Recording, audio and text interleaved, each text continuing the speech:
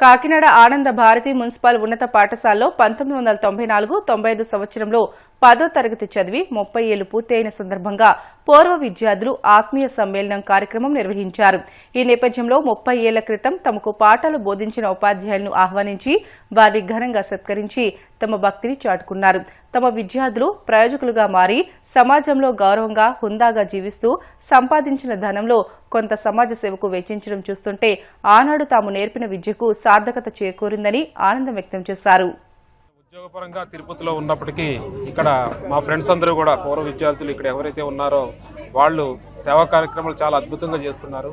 నేను తిరుపతిలో ఇక్కడి నుంచి ఒక మంచి విద్యార్థిగా వెళ్ళి తిరుపతిలో నేను ఈరోజు ఒక సర్కిల్ ఇన్స్పెక్టర్గా ఉద్యోగం చేస్తున్నాను. అయితే ఇటువంటి మాలాంటి వారు ఈ స్కూల్లో చదివి ఎంతోమంది విద్యార్థులు ఈ రోజున మంచి పొజిషన్లో ఉన్నారు.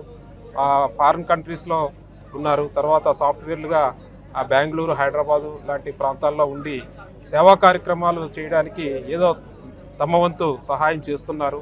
కానీ ఇక్కడ ఉండి మన సత్యనారాయణ అయితేనేమి, తర్వాత వేమన్ రెడ్డి, శేషసాయి చాలామంది ఉన్నారు. వారంతా కూడా ఉమామహేశ్వర్ కానీ వీళ్ళంతా కూడా ఇక్కడుండి ప్రత్యక్షంగా ఈ కార్యక్రమాల్లో పాల్గొంటున్నారు.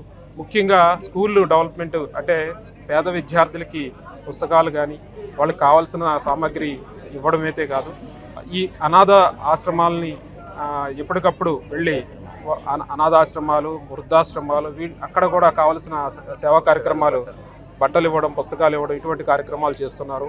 వారందరికీ కూడా మా తరపున మేము ఒక్కసారి కృతజ్ఞతలు తెలియజేస్తున్నాం.